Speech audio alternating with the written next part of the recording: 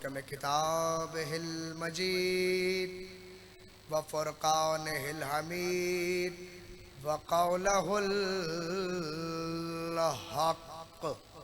बिस्मिल्लाहिर रहमानिर रहीम। उलाइका अला हुदम मिन रब्बिहिम फ़उलाइका हुमुल मुफ़्लिहून। सलावत भेजे मोहम्मद व आले मोहम्मद के। आवाज़ तो बढ़ाओ भाई।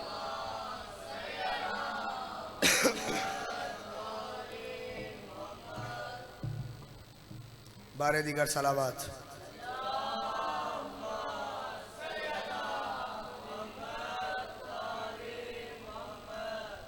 इजाज़त है कि मौजू में कदम रखा जाए। जज़ाकल्लाह जज़ाकल्लाह। चूँकि जैसे कि नाज़िम मिंबर ने कह दिया कि कल इंशाअल्लाह कोशिश यही होगी कि 10:30 बजे मिंबर पे होऊंगा।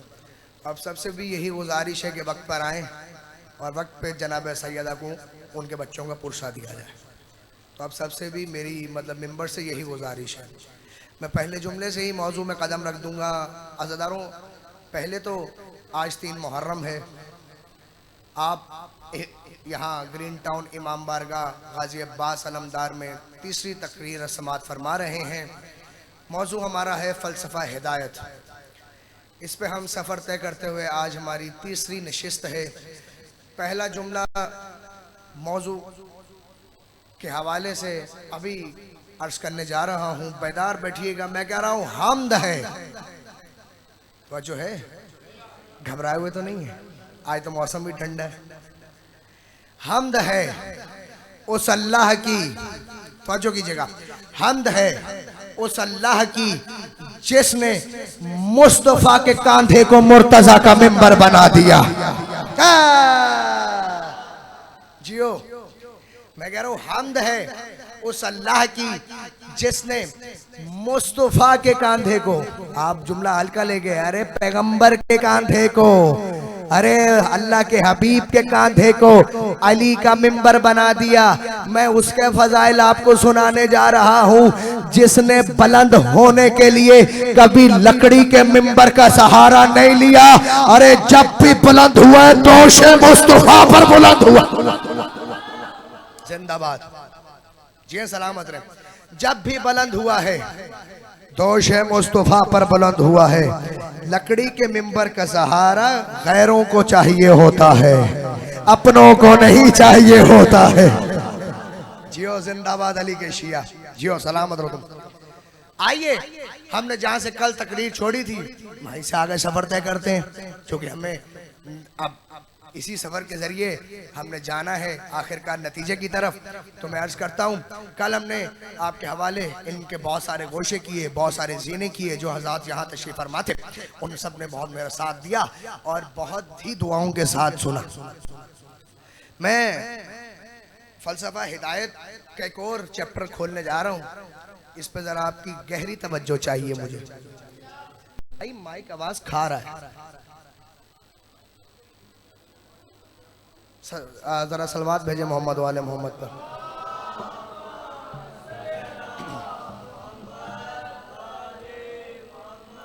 बारे दीगर सलावात।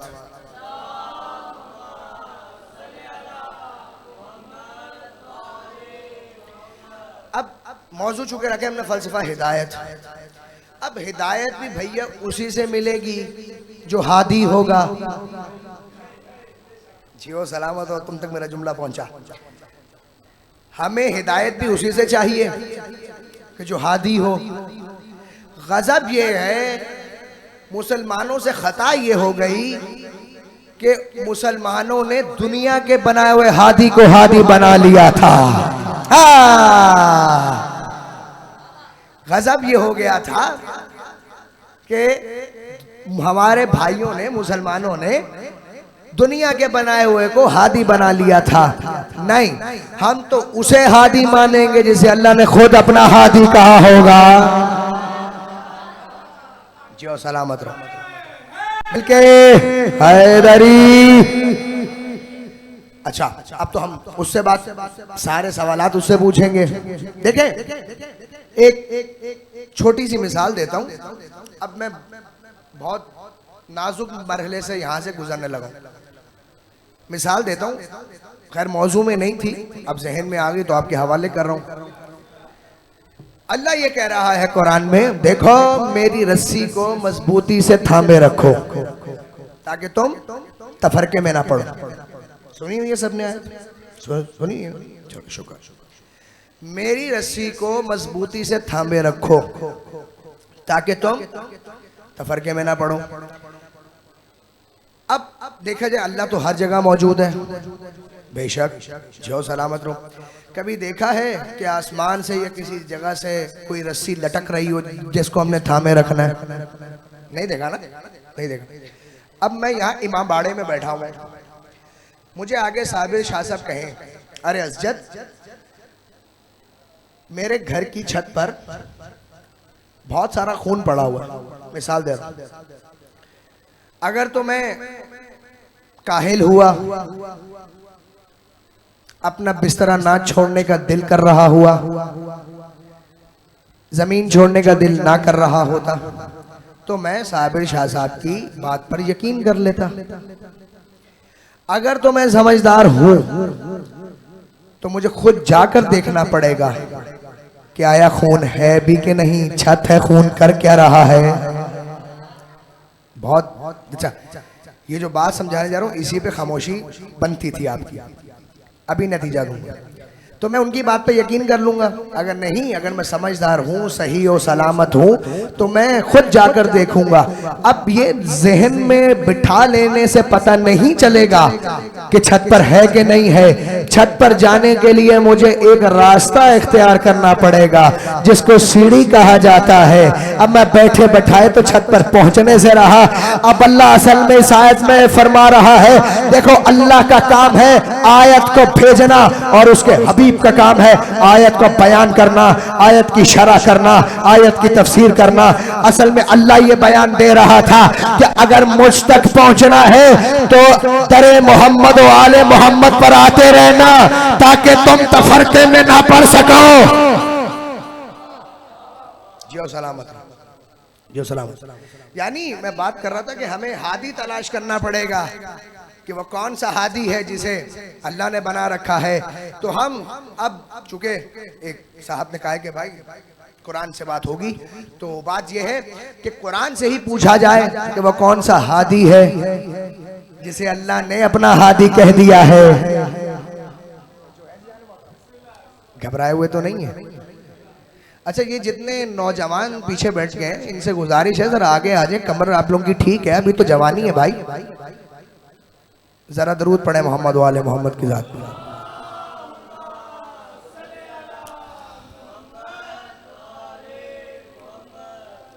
अच्छा, अब हम कुरान से पूछेंगे। देखें, कुरान में एक आयत नहीं सूरा है। क्या सूरा का नाम है? सूरा नम्ल, यानी चूंटी। नम का मानी होता है चूंटी, चूंटियों वाला सूरा। अब उसके अंदर क्या है वो आपके सामने बयान करके, क्योंकि वक्त आज मेरे पास बहुत कम है, शायद पूरा भी बयान हो सके ना, लेकिन वक्त मेरे पास कम है। मुझे दरख्वास्त मिली थी कि 11:30 बजे आपको मेंबर छोड़ना है, क्योंकि आज मजलिस बहुत लेट हो गई। खैर आइए, सूरह नम्ल में अल्लाह इरशाद फरमा रहा है तख्ते सुलेमान का। अभी जो जुमला मैंने जहां से मोड़ा है कि हादी दुनिया वालों ने किसको बना रखा था, अब बताऊंगा अगर किसको बनाते तो खुद सब कुछ बनाते। ठीक है जी, और सलामत हो। अब तख्ते सुलेमान, जी सलामत है, मैं अभी आप ही को याद कर रहा था। तख्ते सुलेमान, तख्ते सुलेमान का जिक्र है उसमें। अल्लाह फरमा रहा है कि तख्ते सुलेमान है, सुलेमान का तख्त है और वो हवा में परवाज होता है, हवा में परवाज होता है, हवा में परवाज होता है। अब वो तख्त की खासियत ये है कि उसी पर उस जनाब सुलेमान के सारे वजीर भी बैठते हैं, सारे वजीर भी बैठते हैं। और बैठते बैठते, और जब वो हवा में परवाज करने का होता है तो जितने वहां पर परिंदे होते हैं वो इस तरह एक अहाता कर लेते हैं ताकि सुलेमान नबी पर धूप ना पड़ सके, सुलेमान नबी पर धूप ना पड़ सके, सुलेमान नबी पर धूप ना पड़ सके। अब ये है कि जब तख्त सुलेमान एक रोज हवा में परवाज हुआ, अब चल रहा था। देखें भाई, पहली बात तो ये है तख्त बहुत बड़ा था, आज तक कोई ये नहीं कह सकता वो कितने मील लंबा था, कोई कितने मील लंबा था।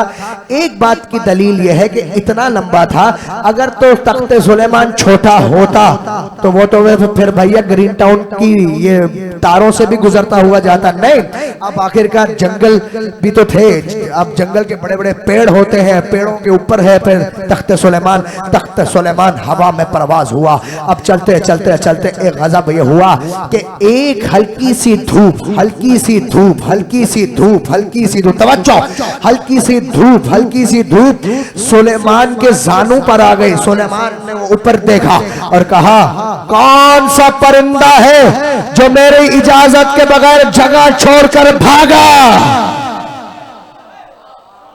तवज्जो तवज्जो, कौन सा परिंदा है जो मेरी इजाजत के बगैर जगह छोड़कर भागा?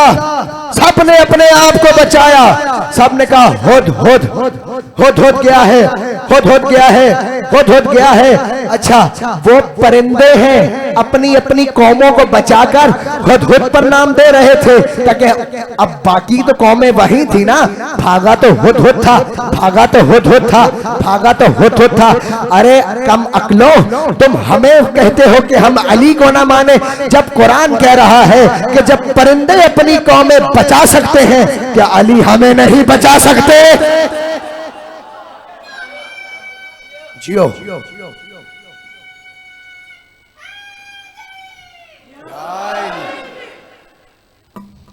अब देखिए तख्त सुलेमान। सुलेमान ने कहा, कौन था? कहा हुद हुद हुद हुद। इसको वापस आ लेने दो। कहा क्या होगा? कहा इसको वापस आ लेने दो, मैं इसकी गर्दन तोड़ के रख दूंगा। तो जो कीजिएगा, मैं नाजुक सी मरहल तय कर रहा हूं, अब फैसला आपने करना है कि जुमला देने जा रहा हूं कि मैं इसकी गर्दन तोड़ के रख दूंगा।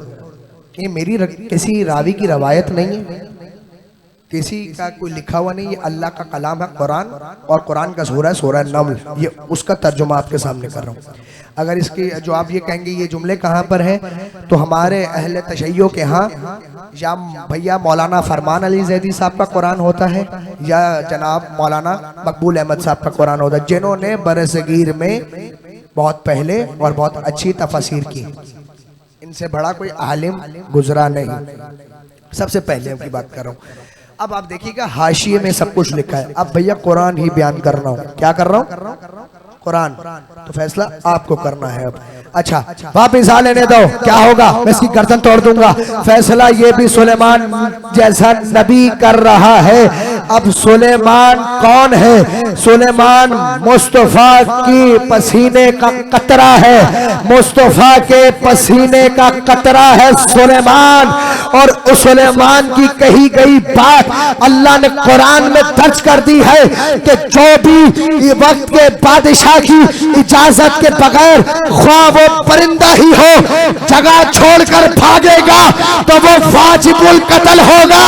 जब एक परिंदे को जगह छोड़ने की इजाजत नहीं है तो वो कौन लोग थे जो मुस्तफा का छोड़कर पहाड़ियों पे चढ़ गए?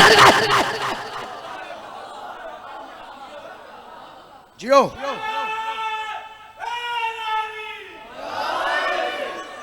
जियो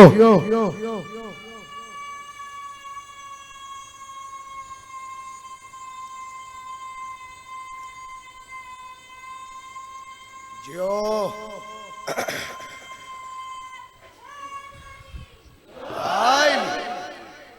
फैसला कुरान कर रहा है, मैं नहीं कर रहा। फैसला कुरान कर रहा है, मैं नहीं कर रहा। जियो सलामत रहो। फैसला कुरान कर रहा है, मैं भी नहीं कर रहा। चलो ये तफसीर यहीं छोड़ देता हूँ, थोड़ा सा आगे चलता हूँ। सुलेमान ने चूंकि हुकूमत ऐसी मांग रखी थी कि मेरी हुकूमत हर शय पर हो, मेरी हुकूमत हर शय पर हो, मेरी हुकूमत हर शय पर हो, मेरी हुकूमत हर शय पर हो। जब सुलेमान नबी का, अब ये खैर मुझे ये समेटना था लेकिन चले, अब सुलेमान नबी के यहाँ वो परिंदा वापस आ गए। कहाँ गया था? इधर आ। परिंदे को डांट पिट गई। कहां गया था? इधर आ। क्यों मेरी इजाजत के बगैर जगह छोड़ी तूने? सुलेमान नबी परिंदे से कह रहा है, किसी इंसान से नहीं कह रहा, परिंदे से कह रहा है। कहां गया था? क्यों गया तू? कहा या नबी अल्लाह, आप पहले मेरी बात तो सुन लीजिए, बाद में फैसला कर लीजिएगा। तवज्जो कीजिएगा, बाद में फैसला कर लीजिएगा। कहा हाँ बता। कहा या नबी अल्लाह, आज मैंने चाहा कि आज मैं दूर तक उड़ूं, मैं आज दूर तक उड़ूं। क्या पाया दूर तक उड़कर? कहा मैंने आपकी हदूद पाली, मैंने आपके मुल्क सुलेमान की हद पाली। अब वो तो खैर परिंदा था, पर रखता था। तो सुलेमान जैसे बादशाह की जो मुस्तफा के पसीने का कतरा है उसकी हद तलाश करने निकला हुआ था। तो आजकल का मुल्ला भी क्या परिंदा है, अली की हदूद तलाश कर रहा है। अच्छा क्या पाया तूने? हद पाली? जी हाँ या नबी अल्लाह, मैंने हद पाली। हाँ पहले तो भैया कयामत ये हो गई कि हदूद एक परिंदे ने पाली। कहा क्या देखा हद पाकर? कहा मैंने ये देखा कि आपके बगल में एक और मुल्क है, एक और मुल्क है। कहा है एक और मुल्क है, चलो। कहा रुको बात तो सुन लो। कहा क्या? कहा आपका तख्त तो कुछ तख्त नहीं है, उस तख्त के ऊपर हीरे जवाहरात गड़े हुए हैं और उस तख्त पर कोई मर्द नहीं बल्कि एक औरत बैठती है।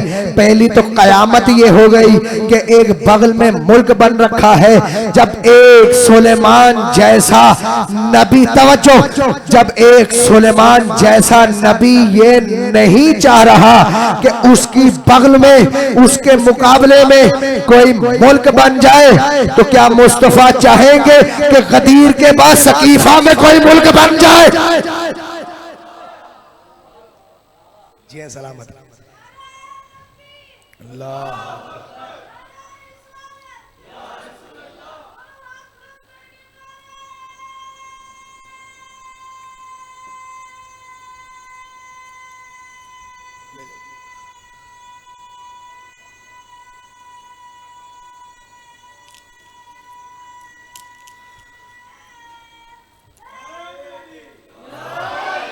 क्या तुम फैसला कर रहे हो मेरे भाइयों? जियो सलामत रहो। अब जब सुलेमान जैसा नबी नहीं चाहता कि मुल्क बन जाए, तो फिर मोहम्मद भी नहीं चाहेंगे। मोहम्मद रसूलुल्लाह ने एक ही मुल्क बनाया है जो है खुमे गदीर। आप जरा जाइए सऊदीया, जाएंगे और कुछ लोग यहाँ से जाते भी होंगे, उम्रा करने जाते हैं, हज करने जाते हैं, कुछ वहाँ पे जॉब शॉप भी कर रहे होंगे। आप जाइए कोई, अब देखिए मरकज अपना बनाया मुस्तफा ने गदीर में। गदीर को तौहीद का मरकज बना रखा है। गदीर को तौहीद का, मैं जुमला बहुत बड़ा कह गया हूँ, तौहीद का मरकज है गदीर। खुमे गदीर जो है वो तौहीद का मरकज है, तौहीद का मरकज है। यानी जहाँ सबसे बड़ी दलील ये है कि जब अली का नाम हम ले लेते हैं तो कोई नबी तक नहीं आता, तो तौहीद तक कैसे दावेदार बनेगा?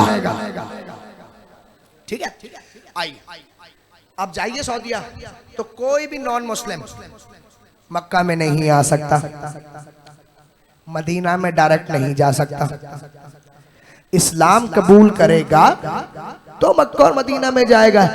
जो भी आता है वो उसी जगह पर आता है जहां पर ऐलान विलायत किया गया था। सबसे बड़ी दलील बदी है। आइए दो चार जुमले, उसके बाद दो जुमले मसाइब के, इसी पर मजलिस तमाम। आइए मैं चाह रहा हूँ कि तख्त सुलेमान का जिक्र छेड़ा जो है उसको आज मैं खत्म करूँ, फिर आगे भी बहुत मंजिलें तय करनी है हमें। आइए अब फिर एक मर्तबा सुलेमान का तख्त हवा में परवाज हुआ। अब बताने जा रहा हूँ कि उस सूरा का नाम सूरह नम्ल क्यों रखा गया।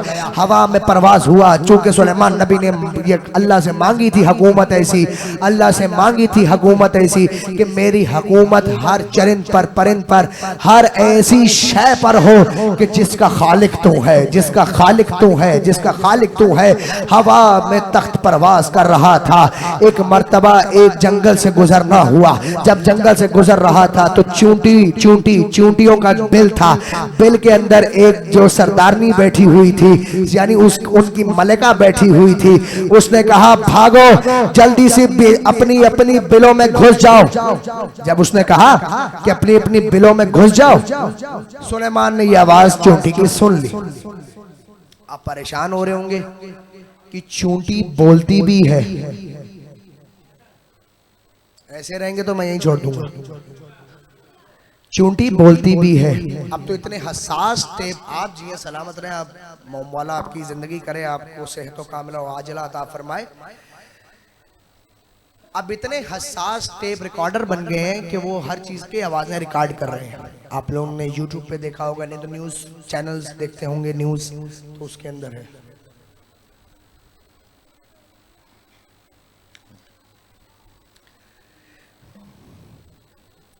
पर्ची भी आ गई है। खैर बहुत तेजी से मुझे अब ये दो चार जुमले तय करने। आइए अब इतने हसास टेप रिकॉर्डर है। ये तो बड़ा गनीमत हुआ कि आवाज पर बात हो गई। अब दादा ने नहजुल बलागा में पूरा खुतबा है, आप जाके पढ़िएगा। अब जरा पोते का जुमला आप सुन लीजिए। सहीफे कामिला में आप दुआ करते हुए रात को फरमा रहे हैं, तवज्जो, ए परवरदिगार क्या तेरी तारीफ हो और तुझसे बचकर कोई कहां जा सकता है। कौन कह रहा है? अली का पोता कह रहा है, शेर खुदा का पोता कह रहा है, शेर खुदा का पोता कह रहा है। रात को दुआ करते हुए भाई सहीफे कामिला में जाके पढ़ लीजिएगा। उसके अंदर आप कह रहे हैं, ए परवरदिगार कोई तुझसे बचकर कहां जा सकता है और क्या तेरी तारीफ की जाए। अरे तू तो वो है जो पहाड़ पर चलती हुई, तू वो है जो पहाड़ पर चलती हुई चूंटी के कदमों की चाप सुनता है। तू वो परवरदिगार है, अरे जो परवरदिगार चूंटी के कदमों की आहट सुन लेता है, क्या वो अपने शेर के नारे हैदरी नहीं सुनता?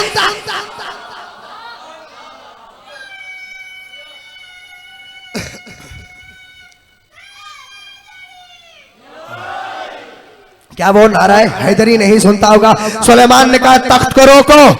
तख्त को रोका गया, उसी सरजमीन पर रोक दिया गया। तख्त रुका। सुलेमान ने कहा बुलाओ इस चूंटी के सरदार को, बुलाओ इस चूंटी को जो भी हैंडल करता है, बुलाओ उसको, जल्दी बुला कर लाओ। कहा क्या हुआ या नबी अल्लाह, कहा मैं से कुछ बातें करना चाहता हूँ। कहा बुलाओ। सुलेमान चूंटी से बात करना चाहते हैं, सुलेमान चूंटी से बात करना चाहते हैं। बस आखिरी 2-3 जुमले रह गए। सुलेमान नबी बात करना चाहते हैं, सुलेमान नबी बात करना चाहते हैं। आ गई चूंटी। चूंटी को कहा आजा मेरे हाथ पे बैठ जा, हाथ पे बैठ जा। तूने अभी कहा भागो भागो, अपनी अपनी जगहों में भागो। यार बच्चे जरा खामोश हो जाओ। किसके हैं ये?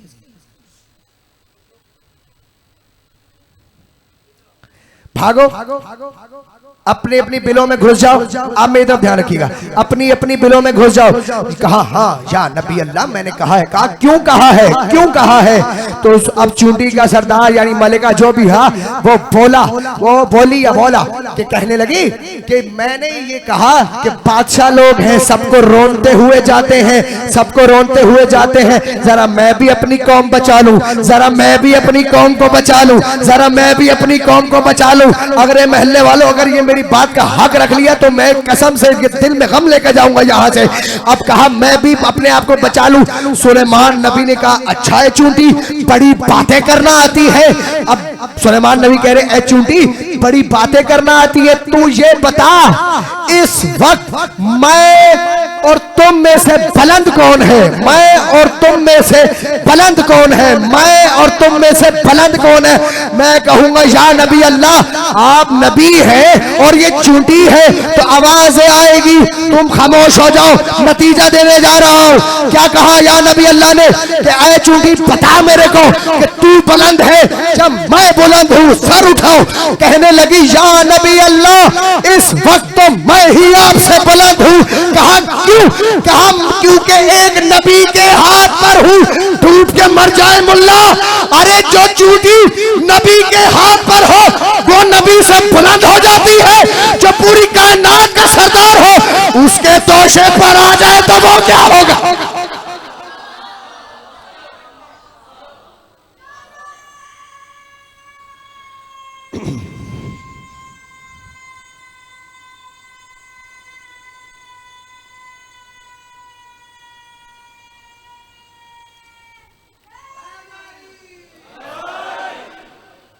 जहां से बात मोड़ी थी वहीं पे आ गया।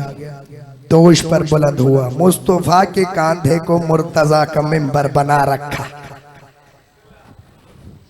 मैंने अर्ज किया वक्त बहुत कम है। मोहम्मद वाले मोहम्मद आप सबकी हाजिरी को कबूल व मंजूर फरमाए। चंद जुमले मसाइब के सुन लो। ये वो घराना है जो मैं बार बार कह रहा हूँ, अपने फजाइल सुनने नहीं आता, अपनी गुर्बत सुनने आता है।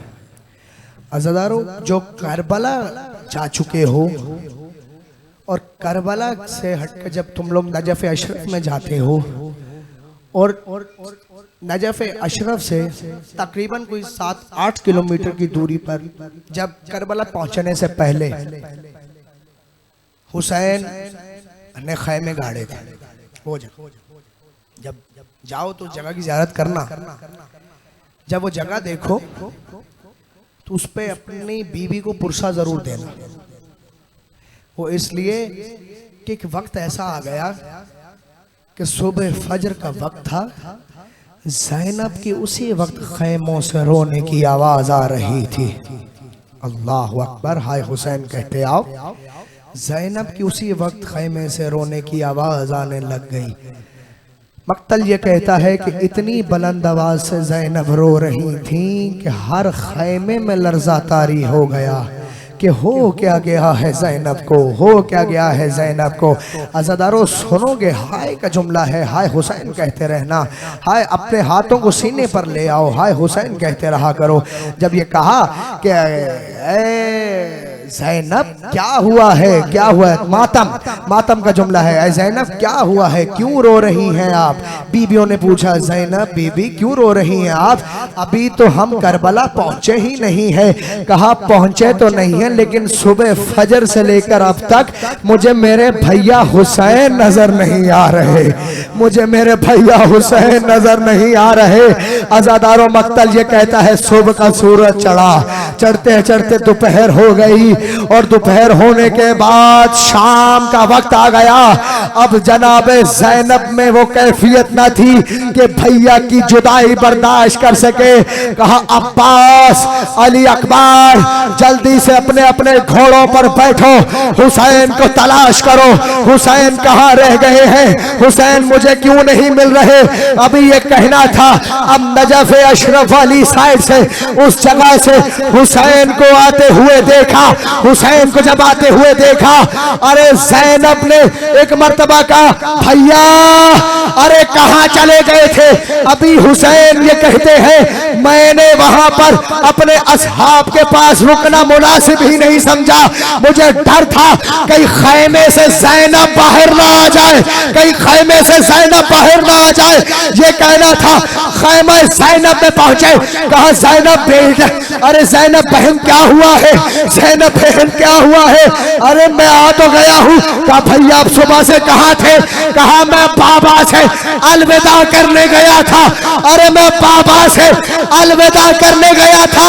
अरे जरा तसव्वुर करो, जो एक बहन अपने भाई के बगैर चंद घंटे न रह सकी, अरे शाम गरीबा, अरे ज़ैनब की चादर। अल्लाह लानतुल्लाह अलैहि मातम हुसैन।